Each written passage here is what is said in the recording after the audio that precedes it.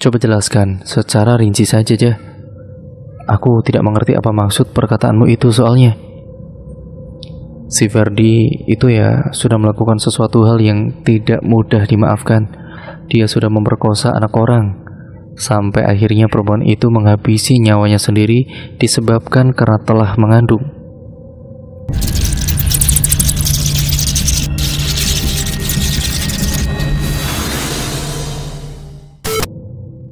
Perhatikan baik-baik karena ceritanya akan segera saya mulai.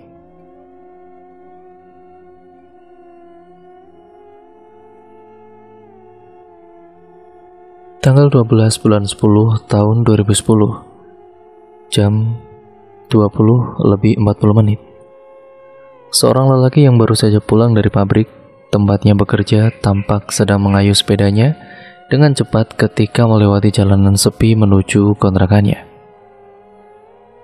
Lelaki itu bernama Halil. Dia bekerja di salah satu pabrik di daerah tersebut. Biasanya ia pulang pada pukul 5 sore. Namun hari itu ia mendapat pekerjaan tambahan atau lembur sehingga mengharuskannya untuk pulang malam hari. Keringat dingin menetes dari dahi, sepedanya mulai terasa berat setelah melewati pohon rambai pinggir jalan di depan rumah kosong tadi. Detak jantungnya pun semakin kencang sekali.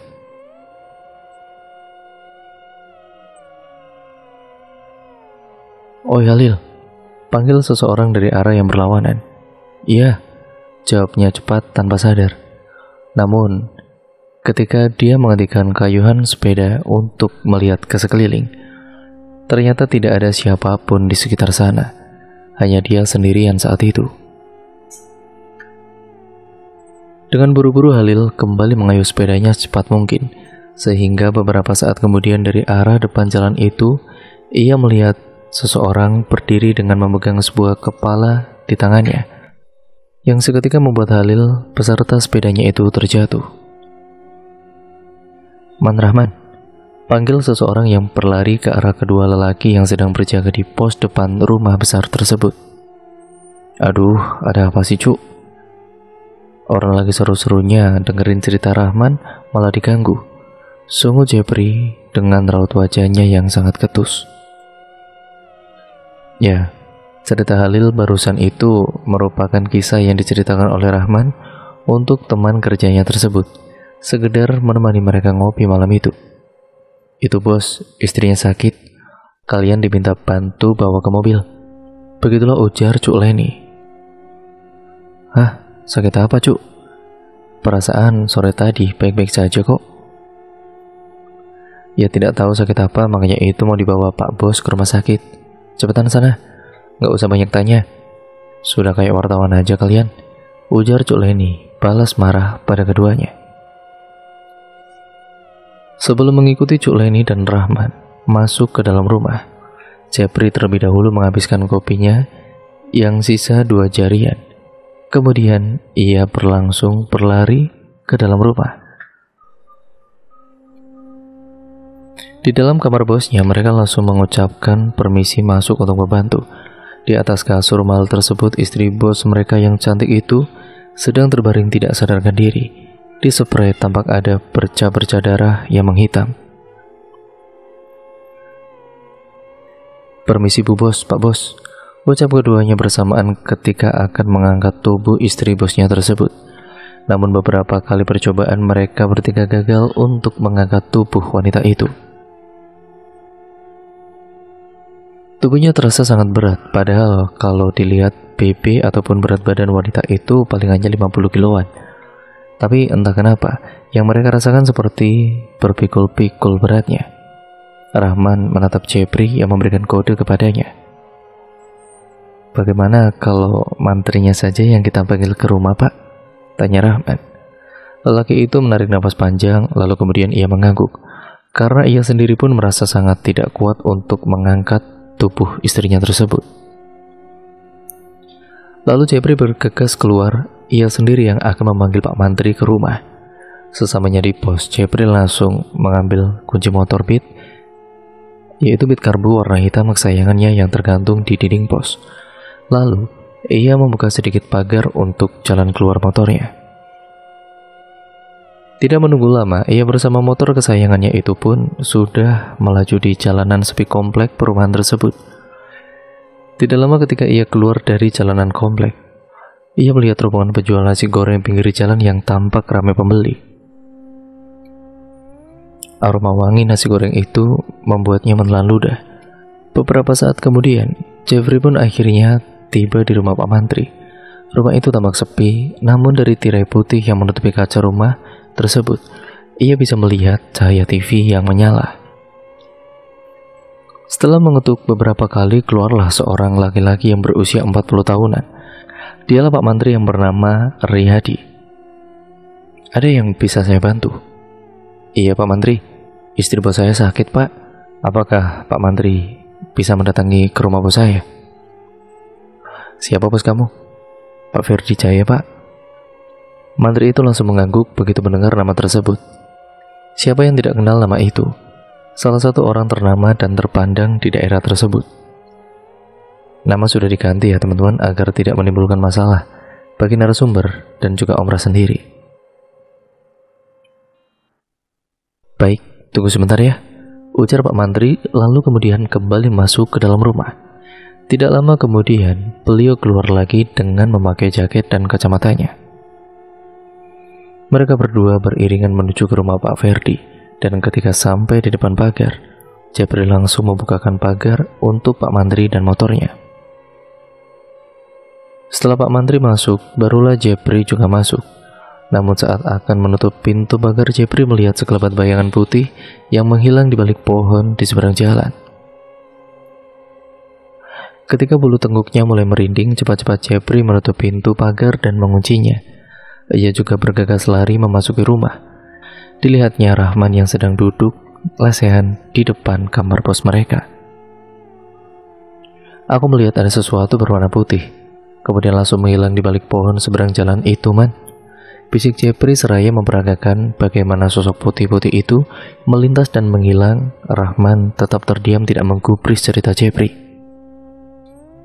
Kau kenapa, man? Rahman menggeleng. Namun raut wajahnya menunjukkan ada sesuatu yang mengejutkan baru saja terjadi. Aku melihat Bu Bos muntah darah dan juga paku, Jeb. Jelas itu bukan penyakit medis lah, bisik Rahman. Wah, serius kamu? Rahman mengangguk dan di dalam kamar Pak Mantri ini mengatakan kalau kemungkinan istri Pak Ferdi itu terkena penyakit paru-paru dan disarankan untuk segera dibawa ke rumah sakit agar bisa diperiksa lebih lanjut. Sebab alat-alat Pak Mantri yang dia bawa ya hanyalah alat-alat biasa saja, seperti beberapa jenis obat-obatan dan tensimeter. Maaf Pak Bos, berarti kita bisa meminta bantuan Pak Mantri untuk mengangkat Bu Bos ke mobil, ujar Rahman. Pak Ferdi mengangguk dan meminta tolong kepada Pak Mantri untuk membantu mereka mengangkat istrinya. Awalnya Pak Mantri kebingungan, namun karena yang meminta tolong adalah orang terpandang yang banyak uang, tentu Pak Mantri tidak berani menolaknya meski ia merasa aneh. Kenapa harus berempat mengangkat wanita selangsing istri Pak Ferdi itu? Akan tetapi raut wajahnya seketika berubah ketika mengangkat tubuh wanita itu. Beratnya sama sekali berbeda dengan apa yang ia bayangkan. Tapi Pak Mantri tidak berani berkata apa-apa. Ia mencoba sekuat tenaga agar tubuh istri Pak Ferdi bisa terangkat. Alhasil, meski kesusahan, mereka berempat akhirnya berhasil membawa tubuh istri Pak Ferdi masuk ke dalam mobil. Dengan ditemani Cuk Leni, mereka pun melaju ke rumah sakit meninggalkan Rahman, Jeffrey dan Pak Mantri yang masih ngos-ngosan mengatur napas. Kalau begitu, saya pamit pulang ya. Sampaikan rasa terima kasih saya pada Pak Ferdi, ujar Pak Mantri seraya mengantongi uang yang diberikan oleh Pak Ferdi tadi. Setelah kepergian Pak Mantri, Rahman langsung berlari ke arah rumah. Setelah menutup pintu rumah tersebut, Rahman kembali ke pos jaga. Ketika baru saja duduk, Jeffrey langsung memberondong Rahman dengan berbagai pertanyaan. Serius man, tadi kau melihat Bu Bos muntah paku? Iyalah, tapi oleh Pak Ferdi paku-paku itu langsung dibuang. Seram juga ya. Berarti ada kemungkinan kalau Bu Bos terkena santet, iya kan? Secara mereka kan ya kaya raya, jelas pasti banyak saingan dan orang-orang yang iri, ujar Jepri. Rahman menatap Jepri sebentar, lalu ia kembali mengalihkan pandangannya ke arah lain. Entah Jep, tapi kalau memang itu ulah saingannya, kenapa malah Bu Bos yang terkena? Kenapa tidak sekalian Pak Bosnya saja? Ah, pikiranmu pendek sekali, seperti sumbu petasan. Ya jelaslah istrinya yang paling dulu dijadikan target, sebab kau tahu kan, Pak Bos itu sangat sayang dengan anak istrinya. Jadi kalau sampai salah satu dari anak istrinya kenapa-napa, itu pasti akan berpengaruh besar terhadap kinerja Pak Bosnya itu. Rahman mengangguk. Ia memahami maksud perkataan Jepri. Namun entah kenapa, rasanya ia tidak yakin. Sementara di rumah sakit, istri Pak Ferdi langsung ditangani oleh pihak rumah sakit. Pak Ferdi dan juga Cuk Leni duduk menunggu dengan cemas. Tidak henti-hentinya Cuk Leni berdoa untuk kesembuhan majikannya tersebut.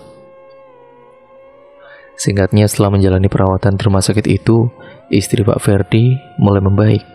Namun penjelasan dari dokter tentang penyakit yang diterita oleh istrinya itu membuat Pak Ferdi dan Cuk Leni benar-benar kaget. Bagaimana tidak? Karena setelah dicek berkali-kali, istri Pak Ferdi dinyatakan sehat dan juga normal. Sama sekali tidak mengidap penyakit berbahaya apapun. Sangat berbeda dengan apa yang terjadi. Jadi tidak ada penyakit paru-paru maupun penyakit lainnya, semuanya normal. Dan benar saja, setelah beberapa hari berada di rumah sakit, istri Pak Ferdi sudah diperbolehkan untuk pulang dan hanya disuruh beristirahat yang cukup di rumah. Namun baru beberapa hari ia berada di rumah, wanita itu kembali sakit lagi. Tepatnya di sore itu ketika ia makan bakso di teras bersama pekerja di rumahnya seperti Cuk Leni. Rahman dan Jepri pun ia batuk-batuk setelah menyeruput kuah bakso itu. Awalnya mereka mengira hanyalah kesedak biasa, namun ketika ia memuntahkan darah dan beberapa helai rambut dari mulutnya, tentu hal itu membuat Cuk Leni, Jepri dan Rahman kaget setengah mati. Kuah bakso itu bercampur dengan darah kental kehitam-hitaman. Mata Jepri melotot dan sontak tangannya menutup mulut. Cuk Leni langsung mengelus-ngelus punggung wanita itu, bermaksud supaya ibu bosnya merasa lebih baik setelah muntah tadi. Namun tidak hanya sampai di situ saja, istri Pak Ferdi tersebut kembali batuk-batuk. Batuknya itu pun terdengar sangat aneh. Ayo bantu aku membawa ibu ke dalam, ujar Cuk Leni pada Rahman dan Jepri yang masih bengong di situ. Tanpa diminta dua kali, mereka berdua pun langsung membantu membawa istri Pak Ferdi ke dalam rumah. Setelah keluar dari kamar bos mereka, Jepri dan Rahman saling diam-diaman. Mereka hanya dalam pikirannya masing-masing. Bu Bos batuk darah dan rambut. Aku melihatnya dengan begitu nyata, Man. Sulit dipercaya, tapi aku melihatnya dengan mata kepalaku sendiri, gumam Jepri. Karena menyaksikan kejadian itu, akhirnya Jepri jatuh sakit. Ia tidak masuk kerja selama 2 hari, dan 2 hari itulah Rahman berjaga seorang diri. Sementara di rumahnya, Jepri menanyakan perihal ciri-ciri orang terkena santet pada salah satu kerabatnya yang bernama kakek Yusuf. Yang kala itu, beliau bertamu ke rumah keluarga Jepri.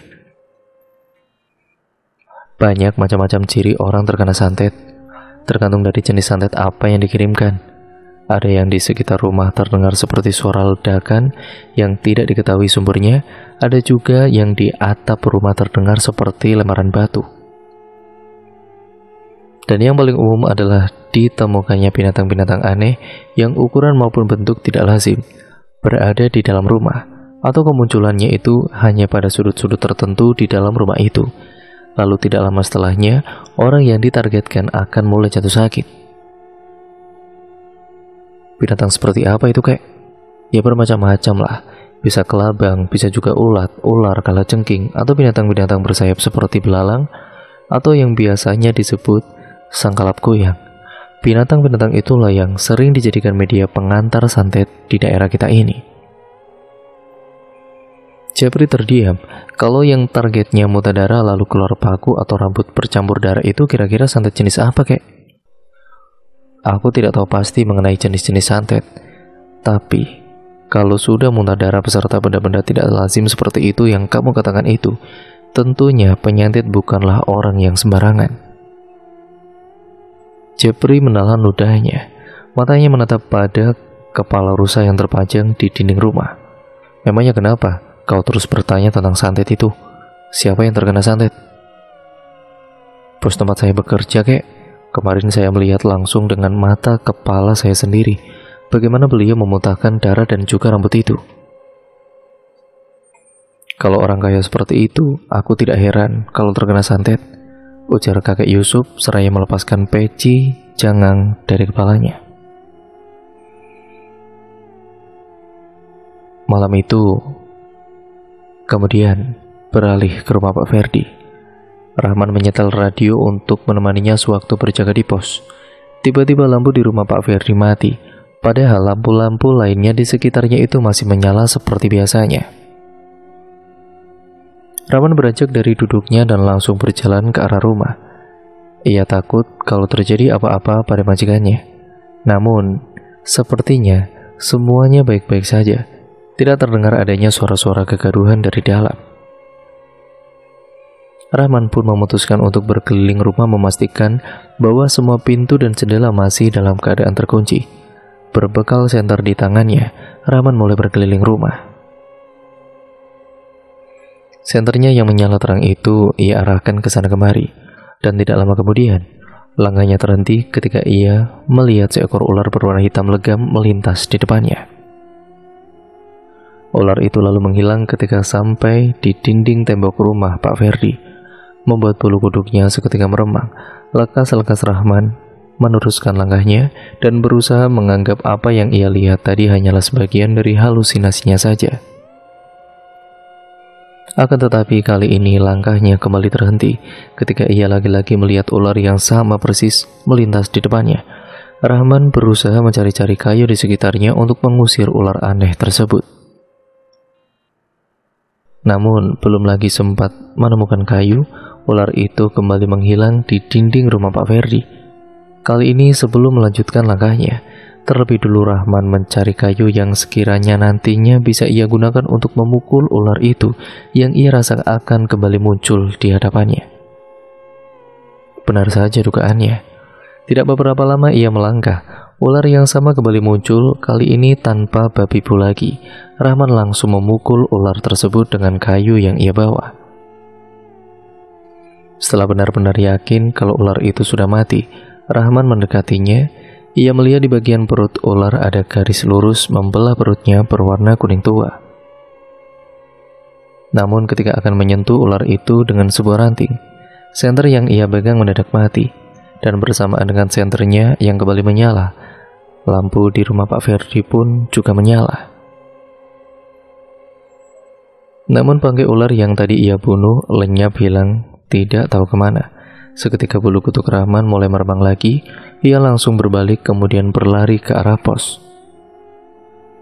Malam itu benar-benar mencekam, bahkan suara kendaraan melintas di depan rumah itu pun tidak ada sama sekali. Jeffrey, bagaimana mungkin dia langsung jatuh sakit setelah melihat Bu Bos muntah darah waktu itu? Coba saja kalau ada di sini malam ini, tentu pos tidak sepi begini, gumam Rahman.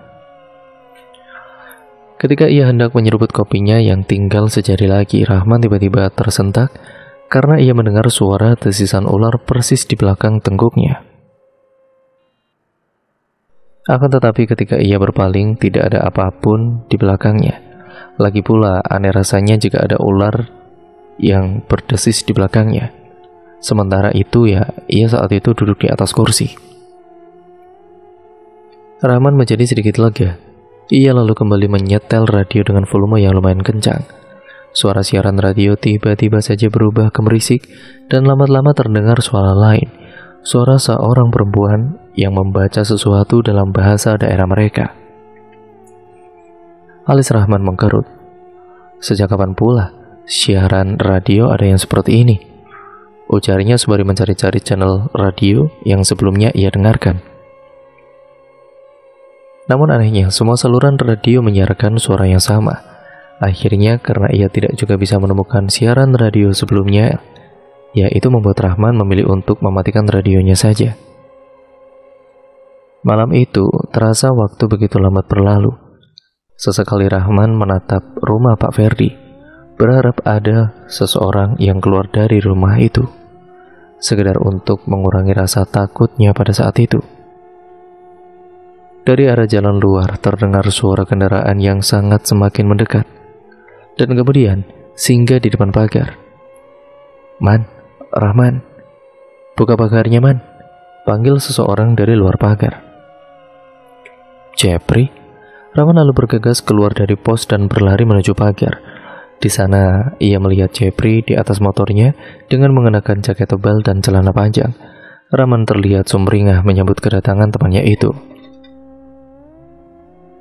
"Kau sudah sehat?" "Masih meriang, Man, tapi aku terus kepikiran kau. Makanya aku datang juga malam ini," ujar Jepri setelah keduanya berada di dalam pos. Rahman melihat ke arah jam yang tergantung di dinding pos. Masih menunjukkan pukul 10:30 malam. "Aku senang sekali kau datang, Jep. Tadi aku di sini sudah hampir..." Rahman terdiam. Ia tidak melanjutkan perkataannya, membuat alis Jepri tampak berkerut. "Apa?" "Ah, tidak, bukan apa-apa kok. Oh ya, kau di sini sampai pagi kan?" "Ya, tentu saja. Memangnya kenapa?" Rahman tersenyum sembari menggelengkan kepalanya. Ia enggan menceritakan apa yang baru saja ia alami tadi itu pada Jepri.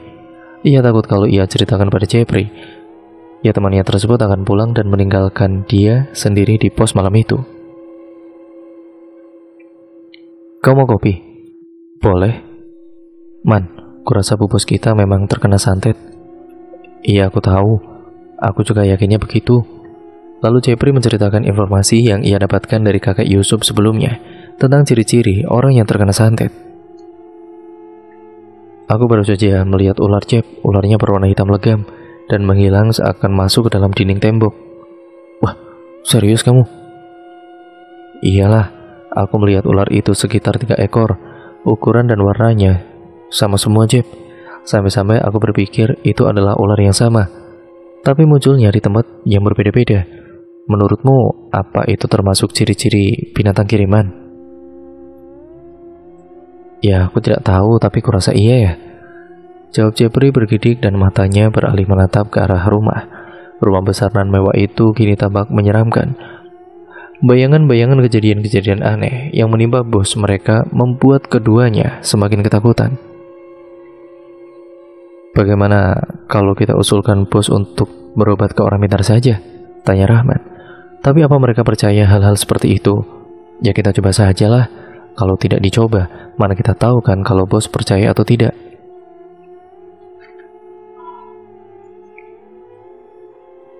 Jepri mengangguk tanda setuju dengan apa yang dikatakan oleh Rahman.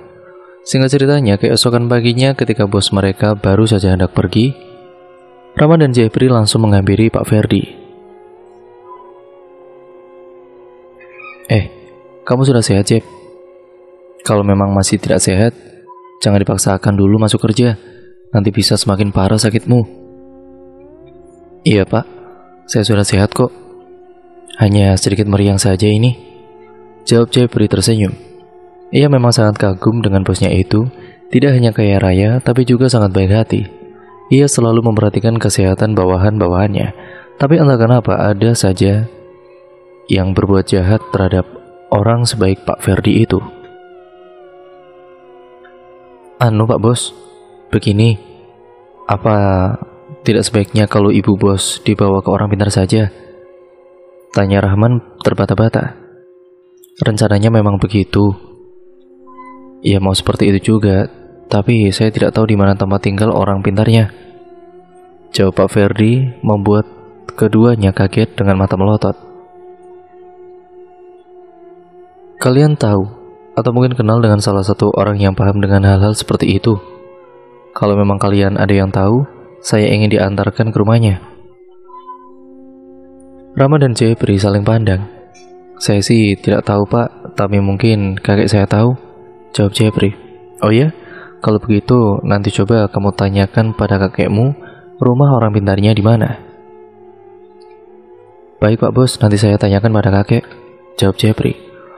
"Nah, ini untuk uang bensinmu ya, ujar Pak Ferdi seraya memberikan uang pada Jepri. Setelah memberikan uang bensin yang lumayan banyak itu, Pak Ferdi pun langsung pergi. Tidak lama Rahman datang. Lelaki berusia 30-an itu adalah orang yang akan berjaga di siang hari. Lalu setelah berpamitan pada Rahman dan juga Jepri pun akhirnya pulang. Nanti aku ke rumahmu ya Jep, ujar Rahman. Iya. Sekitar pukul 11 siang, Rahman datang. Jepri saat itu sedang makan. Makan sini man, ajak Jepri. Tidak menolak, Rahman langsung mengambil piring dan juga nasi. Di hadapannya terhidang lauk pauk sederhana, namun memiliki kenikmatan bintang 5. Sambal terasi sayur pepaya muda yang direbus, timun dan daun singkong beserta lauknya seperti ikan asin, goreng ataupun bakar, telur dadar dan tahu tempe goreng, membuat Rahman dan Jepri makan dengan sangat lahapnya. Rahman memang selalu berselera bila makan di rumah Jepri, karena ibunya Jepri memang sangat rajin memasak berbagai macam lauk pauk yang enak. Berbeda dengan ibunya Rahman yang hanya memasak satu macam makanan saja setiap harinya. Selesai makan, mereka duduk santai di pelataran sambil melihat anak-anak kecil yang bermain. Enaknya jadi anak-anak ya kan Jep, tidak perlu memikirkan rumitnya kehidupan, ujar Rahman. Ya kita pun dulu pernah berada di posisi mereka man, tidak jarang juga kita dipukuli karena lupa waktu. Meskipun begitu rasanya aku ingin kembali saja. Ya sekali saja ya, kembali dan mengulang masa-masa itu Jep. Jepri tersenyum. Ayo kita ke rumahnya kakekku, ajak Jepri. Rahman mengangguk, ia mengekor di belakang Jepri. Tidak beberapa lama kemudian mereka berdua tiba di halaman rumahnya kakek Yusuf. Kebetulan sekali lelaki tua itu ada di rumahnya hari itu. Karena biasanya beliau sekali-sekali berjalan-jalan ke rumah sanak keluarganya. Saat itu kakek Yusuf terlihat sedang memainkan ayam jagonya yang memiliki bulu berwarna putih kehijauan itu. Ada apa Jep? Mau beli ayam lagi? Tanyanya sambil tertawa. Tidak kek, aku kesini ingin menanyakan kira-kira kakek kenal atau tidak dengan orang pintar. Ya tentu, aku kenal dengan banyak orang pintar seperti Pak Kades, Pak RT, anggota DPR pun aku juga kenal. Banyak orang-orang pintar kenalanku. Memangnya kenapa?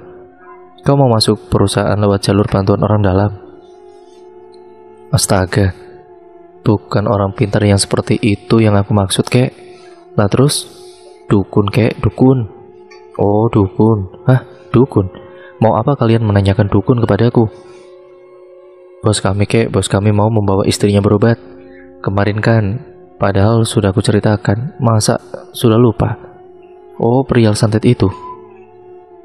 Nah iya itu, coba kalian ke BN. Di sana ada kenalanku bernama Saruja. Nama sudah diganti ya teman-teman, atau sudah disamarkan. Dia itu dulu bisa mengobati berbagai macam santet. Alamat tepatnya di mana kek? Rumahnya dulu itu masuk ke hulu sungai. Butuh waktu sehari semalam untuk ke sana. Kakek masih ingat rumahnya di mana? Tentu aku ingat. Itu pun kalau dia masih hidup. Rahman dan juga Jepri pun kembali berpandangan.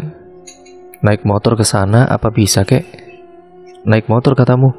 Naik perahu saja sudah susah. Bagaimana ceritanya naik motor? Dulu jalanan menuju ke daerah yang disebut kakek Yusuf tersebut memang sangat rusak dan sebagian masih dalam proses pembangunan.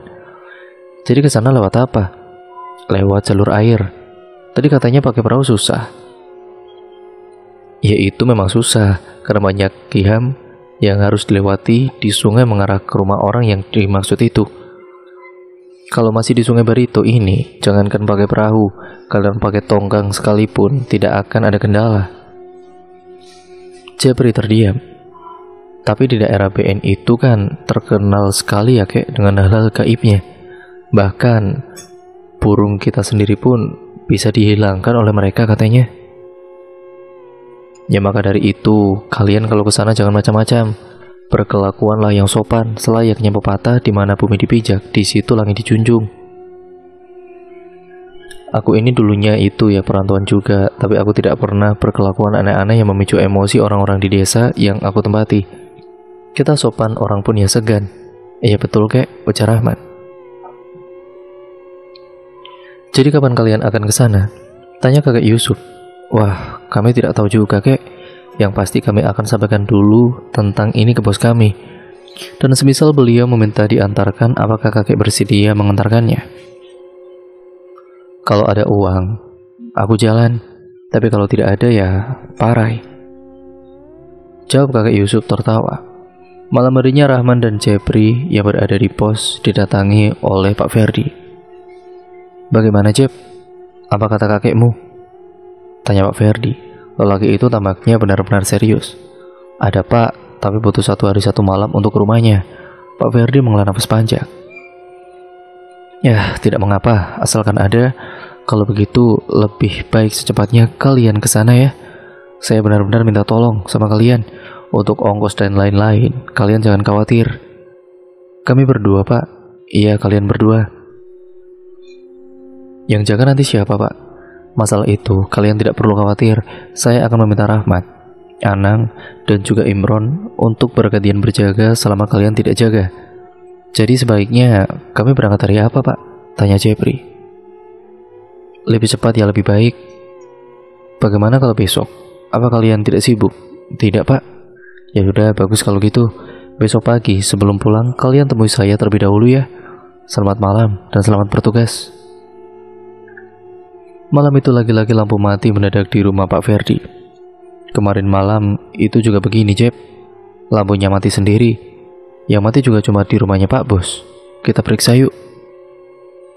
Rahman dan Jepri pun membawa senter masing-masing untuk memeriksa ke sekitar rumah bos mereka itu. Saat Jepri mengarahkan senternya ke bawah, ia tampak kaget melihat kelabang besar yang berjalan cepat mengarah ke dinding rumah. Man, ada kelabang, Man. Rahman lantas melepaskan sendalnya dan bermaksud untuk memukul kelabang tersebut. Namun entah bagaimana, tiba-tiba saja kelabang yang ia pukul itu menggigitnya. Rahman menjerit kesakitan. Cepat-cepat Jepri mengajaknya lari menuju pos. Jepri menyulut rokok dan mendekatkan api rokok itu pada luka gigitan kelabang di tangan Rahman. Rahman meringis. Bagus kalau itu tadi kelabang biasa. Tapi bagaimana kalau misalnya itu tadi kelabang jadi-jadian? Kau jangan menakut-nakuti aku lah, Jep. Kau bertindak gegabah. Bagaimana kalau besok tanganmu bengkak parah dan membusuk? Kau tidak pikirkan itu? Rahman masih meringis menahan sakit. Benar saja apa yang dikhawatirkan Jepri. 1 jam setelahnya Rahman langsung demam dan pusing. Tapi tidak sampai bengkak yang parah juga. Seperti apa yang dikatakan oleh Jepri sebelumnya. Bengkaknya hanya di sekitaran bekas gigitan saja. Rasanya nyut-nyutan, Jep, sakit sekali nih. Jepri berpikir sejenak, ia teringat perkataan kakek Yusuf. Man, coba bangun dulu sebentar. Dengan susah payah, Rahman bangun mengikuti Jepri dan berjalan keluar pos. Julurkan tanganmu yang digigit kelabang tadi, perintah Jepri. Tanpa bertanya, Rahman langsung mematuhi perintah Jepri dan tanpa aba-aba, Jepri lantas memicingi tangan Rahman. Sontak saja Rahman langsung menarik tangannya. Bangsat, sialan kau bangkai, bentak Rahman. Bagus, kau sudah sembuh rupanya. Manjur juga air kencingku, ujar Jepri. Apa-apaan kau, Jep? Kau pikir aku sedang bergurau, ah? Loh, itu tadi aku baru saja mengobatimu padahal. Karena kata kakekku, luka yang bekas gigitan kelabang itu harus dikencingi biar cepat sembuh. Rahman tidak berkata apa-apa. Lekas-lekas ia membasuh tangannya kembali. Keesokan paginya, Rahman sudah jauh lebih baik. Mereka berdua menghadap Pak Ferdi, seperti pesan Pak Ferdi semalam. Rupanya Pak Ferdi memberikan sejumlah uang untuk perjalanan keduanya. Saya benar minta tolong pada kalian berdua ya. Semoga dengan ini istri saya bisa diobati, ujar Pak Ferdi. Rumah itu benar-benar sepi, istri Pak Ferdi pun tidak terlihat sama sekali. Kami akan melakukan yang terbaik, Pak. Terima kasih banyak ya, Rahman, Jeffrey. Selesai membereskan barang bawaan mereka masing-masing, Jepri dan juga Rahman pun pergi ke rumah kakak Yusuf. Setelah memberikan sejumlah uang pada kakak Yusuf, mereka bertiga pun akhirnya berangkat menuju PN. Setelah berangkat menggunakan jis atau perahu mesin, mereka kemudian melaju di bawah terik matahari. Mereka hanya singgah ketika perut mulai terasa keroncongan. "Kau baik-baik saja, Man?" tanya kakak Yusuf pada Rahman yang tampak pucat dan tidak nafsu makan. "Iya, kek, saya baik-baik saja kok. Hanya sedikit pusing," jawab Rahman. "Harusnya kau tidak usah ikut saja, Man. Badanmu panas begini. Wajahmu juga pucat sekali," ujar Jepri. "Tidak apa-apa, Jep. Aku baik-baik aja kok." Jis yang membawanya mereka itu pun mulai memasuki sungai kecil. Di kiri dan kanan sungai itu hanya pohon-pohon besar dan tinggi. Tidak ada rumah ataupun perkebunan di sana. "Tadi di BN, kenapa cuma lewat saja, kek?" tanya Jepri. "Kita kan mau ke rumahnya temanku itu. Nah, jalan menuju rumahnya memang lewat sungai ini. Dan sungai ini memang masih masuk wilayah BN." Jeffrey mengangguk. Hari sudah mulai sore. Jis yang dikemudikan kakek Yusuf perlahan ke pinggir. "Kita tidak bisa melanjutkan perjalanan malam hari lewat sungai ini. Di hulu banyak kiham yang bisa membuat kita karam. Jadi kita akan menginap di sini saja untuk malam ini," ujar kakek Yusuf. "Di pinggir sungai ini, kek?" "Ya benar saja," tanya Jepri memastikan. Kakek Yusuf mengangguk. "Ikat tali jisnya itu, Jepri, cepat," perintah kakek Yusuf. Jepri melompat turun. Ia langsung menarik jis ke arah pohon mondo yang menjuntai ke air untuk mengaitkan tali jis pada pohon tersebut. Nah, di situ lengai. Lengai itu bersih, tidak ada kayu-kayuan ataupun tubuhan. "Bagus untuk mendirikan pondok," ujar kakek Yusuf menunjuk ke pinggir sungai. "Tapi kami tidak bawa terpal, kek." "Itu ada di depan. Kau tinggal buat saja pondoknya. Aku mau mencoba memasang pancing di hilir tadi." Akhirnya, mau tidak mau Jepri mulai membuat pondok untuk mereka beristirahat, sementara Rahman tiduran di dalam jis. Saat pondok sederhana itu selesai dibuat, kakek Yusuf kembali membawa beberapa ekor ikan baung yang lumayan besar hasil pancingannya. "Banyak sekali ikannya di sini, Jep. Lihat, aku dapat banyak." "Iya, kek. Nah, sekarang aku mau masak nasi dulu," ujar Jepri. Jepri berjalan ke arah jis untuk mengambil beras mereka. Tampak Rahman masih tertidur nyenyak di dalam jis itu. "Man, pondok kita sudah selesai. Jadi lebih baik kau pindah tidur di pondok saja," ujar Jepri membangunkan temannya itu. "Maaf ya, Jep, aku tidak membantumu tadi." Hari sudah gelap ketika nasi yang dimasak oleh Jepri hampir matang. Sementara kakek Yusuf sibuk membakar ikan baung untuk lauk makan mereka malam itu. Ketika nasi dan ikan baung bakar sudah siap, mereka bertiga pun makan dengan lahapnya. Kakek Yusuf makan dengan kuah air sungai yang dikasih sedikit garam. Selesai makan, mereka bertiga beristirahat. Akan tetapi saat tengah malam, Jepri terbangun karena perutnya sakit ingin BAB. Namun saat selesai BAB, Jepri mencium aroma kencur yang sangat menyengat dari dalam hutan. Ia mengingat-ingat pertanda apakah gerangan bau kencur itu. Dan ketika ia teringat akan sesuatu, Jepri lantas berlari ke arah pondok, membangunkan kakek Yusuf dan Rahman yang masih terlelap. Wajahnya pucat sekali, apalagi saat ia menyadari bahwa hanya mereka bertiga yang berada di tempat itu. "Ada apa?" tanya kakek Yusuf dengan gusar. Ada ikan menyambar kotoranku tadi," ujar Jepri terbata-bata. Kakek Yusuf yang tahu maksud perkataan Jepri langsung duduk. Ia mengeluarkan seruas jari yangau dari dalam kopiah janggangnya. Konon bau kencur yang menyengat di tengah hutan adalah pertanda adanya sosok makhluk halus yang biasa kita kenal dengan sebutan kuntilanak. Sementara jari yangau adalah tumbuhan yang daunnya mirip serai dan memiliki bau khas yang sangat dibenci oleh kuntilanak. Kakek Yusuf meremas-remas jari yangau tersebut dengan jarinya. Dan tidak lama kemudian bau kencur yang tadi sangat menyengat kini mulai menghilang. Di hutan Kalimantan tidak boleh menyebutkan nama makhluk-makhluk seperti kuntilanak dan lain-lain. Ataupun jika kita mendengar suara yang aneh-aneh, kita tidak boleh sekalipun menegur ataupun menanyakan tentang suara itu. Jadi harus menggunakan kode yang hanya teman kita yang memahami untuk memberitahukan pada teman bahwa ada sesuatu yang tidak beres di sekitar kalian. Di hutan Kalimantan juga tidak boleh membakar acan, ikan baan, ikan saluang, atau ikan-ikan yang memiliki belang di sisiknya. Ya karena itu akan mengundang kawanan macan berdatangan. Macan yang dimaksud di sini bukan hewan buas, melainkan makhluk halus yang bisa memangsa manusia. Mereka biasanya berkawan dan suka menyamar di antara manusia-manusia yang berada di hutan. Kalau sedang di hutan, kami biasanya menyebut mereka dengan sebutan buntut panjang atau awen buntut panjang. Jeffrey menarik nafas lega. Keesokan paginya, setelah selesai sarapan, mereka pun kembali melanjutkan perjalanan.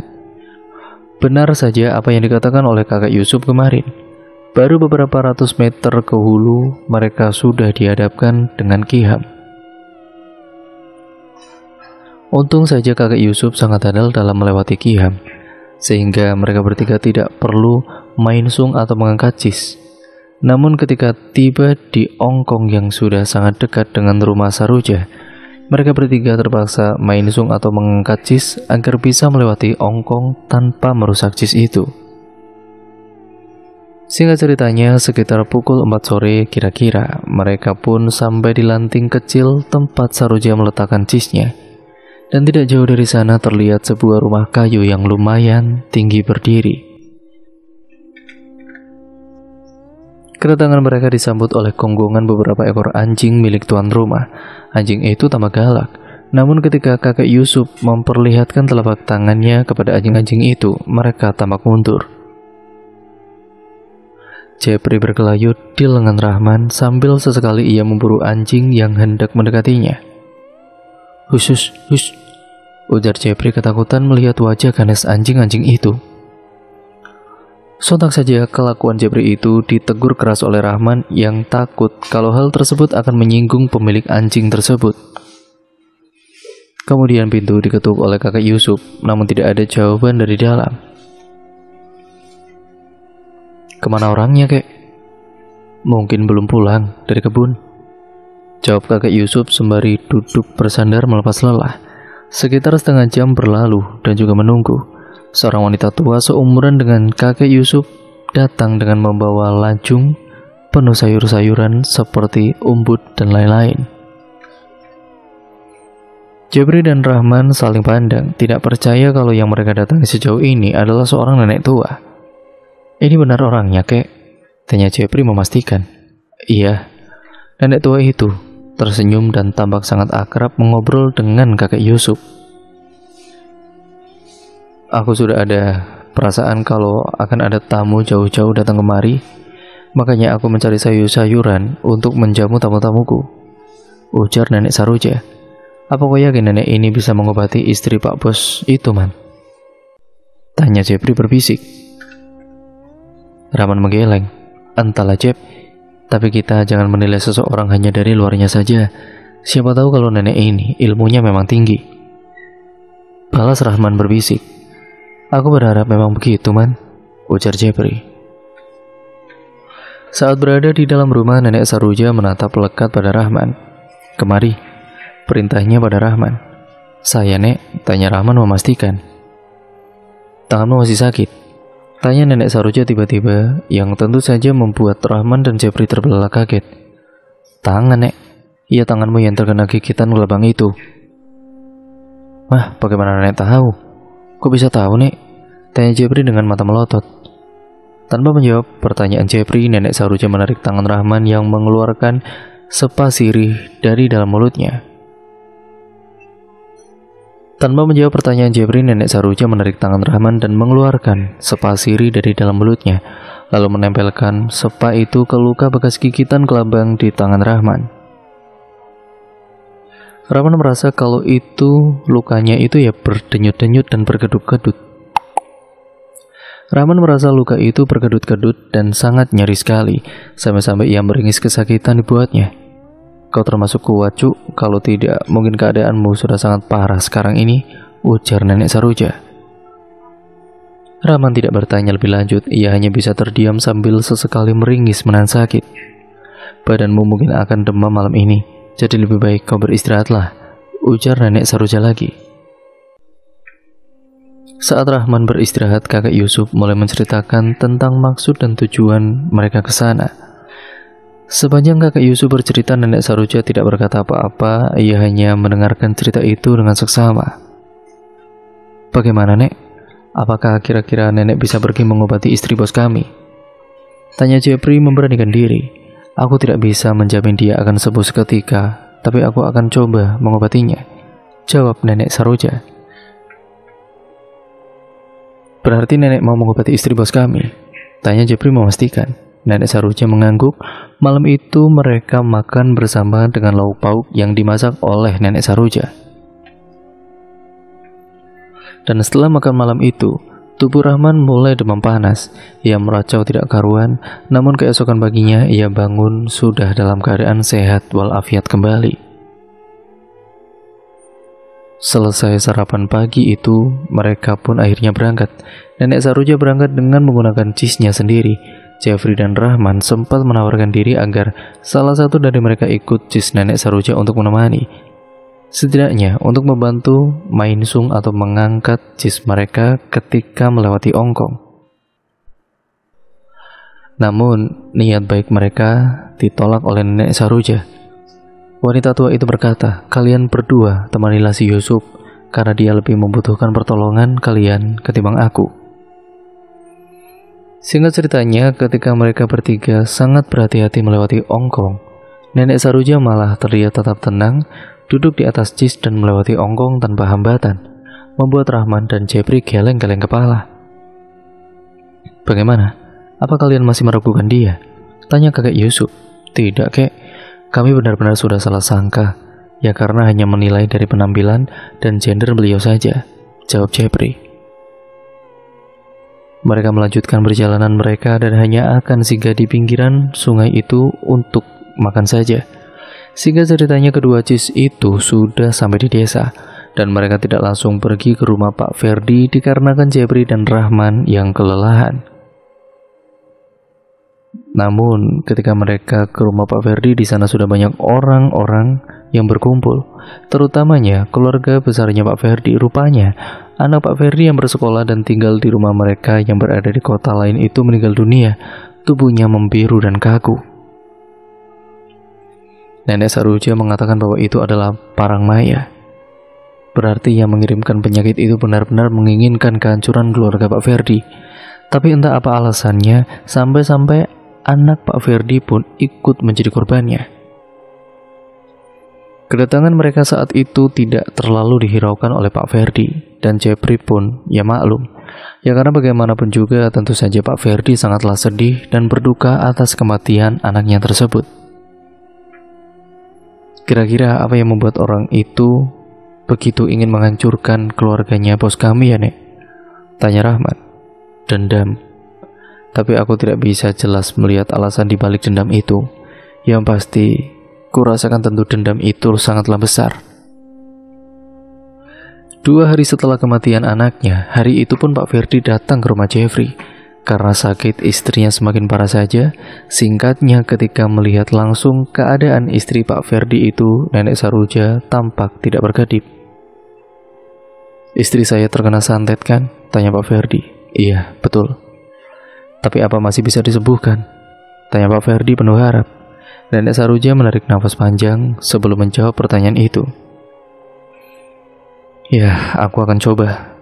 Tapi jangan terlalu berharap dengan hasilnya. Karena yang kulihat istrimu ini sudah sangat parah. Andai orang yang mengirimkan sakit ini ingin istrimu mati sekarang juga, maka istrimu akan mati. Pak Ferdi pun akhirnya tertunduk. Raut wajahnya sangat sedih kala itu. Dan malam harinya Nenek Saroja ini mulai mencoba mengobati istrinya Pak Ferdi. Segala sesuatu yang beliau butuhkan untuk ritual itu pun disiapkan secepat kilat oleh orang-orangnya Pak Ferdi.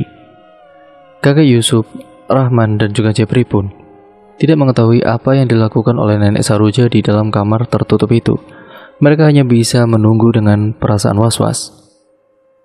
Sekitar 1 jam nenek Saroja keluar dari dalam kamar. Raut wajahnya sangat berbeda dengan sebelumnya. Beliau memanggil Pak Ferdi untuk masuk ke dalam kamar, membuat Jeffrey, Rahman, dan kakek Yusuf saling pandang karena penasaran. Kira-kira apa yang mereka bicarakan? Tanya Jeffrey kepada Pak Yusuf. Entahlah, coba kau intip sedikit, aku juga penasaran. Disuruh seperti itu, tanpa pikir panjang lagi, Jeffrey langsung beranjak dari duduknya. Sayup-sayup ia mendengar Pak Ferdi memohon kepada nenek Saroja. Saya akan berikan apapun yang nenek minta, asalkan sembuhkan istri saya. Rumah, uang, mobil, atau apapun akan saya berikan untuk nenek, ujar Pak Ferdi memohon. Seperti kataku tadi, istrimu akan mati jika orang yang mengirimkan penyakit itu menginginkannya mati. Tapi dia tahu kalau kamu meminta bantuanku, sehingga istrimu dibiarkan hidup agar dari dia kita bisa tahu alasan dibalik semua ini. Maafkan saya, Nek, saya benar-benar minta maaf, ucap Pak Ferdi. Kau tak perlu meminta maaf kepadaku, kau berbuat salah pada mereka, bukan kepadaku. Lalu apa yang harus saya lakukan? Datangi keluarga orang yang pernah kau sakiti itu, sujud dan minta maaflah pada mereka. Pertanggungjawabkan semua kesalahanmu. Kurasa aku tidak bisa membantu lebih jauh lagi, ujar nenek Saroja. Setelah berkata seperti itu, nenek Saroja keluar dari dalam kamar dan berjalan ke arah kakek Yusuf, lalu mengajak mereka untuk segera pulang. Sepanjang perjalanan mereka berempat hanya terdiam. Hanya mata ketiganya yang saling beradu memberikan kode agar salah satu di antaranya, yaitu di antara mereka, mau menanyakan apa yang sedari tadi mengganggu pikiran mereka pada nenek Saroja. Apa kau tidak bisa membantu menyembuhkan istri Pak Ferdi itu ya? Tanya kakek Yusuf akhirnya. Nenek Saroja menarik nafas panjang sebelum menjawab pertanyaan tersebut. Andai kau yang berada di posisiku, kurasa kau pun akan melakukan hal yang sama, Suf. Maksudmu? Kesalahan itu bermula pada bos kalian itu sendiri, jawab nenek Saroja menambah bingung ketiganya.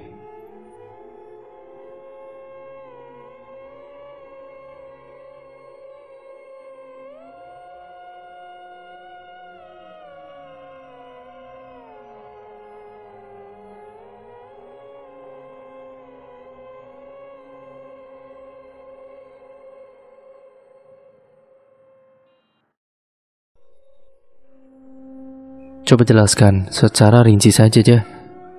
Aku tidak mengerti apa maksud perkataanmu itu soalnya. Si Ferdi itu ya sudah melakukan sesuatu hal yang tidak mudah dimaafkan.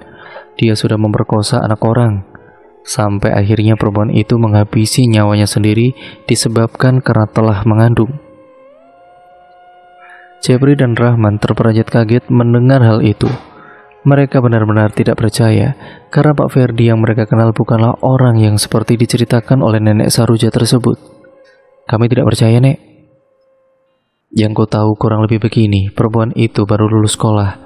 Dan seperti kebanyakan orang-orang yang baru lulus sekolah, dia mencoba peruntungan untuk melamar pekerjaan. Dan kebetulan, di tempat bos kalian itulah dia diterima. Semuanya berjalan lancar.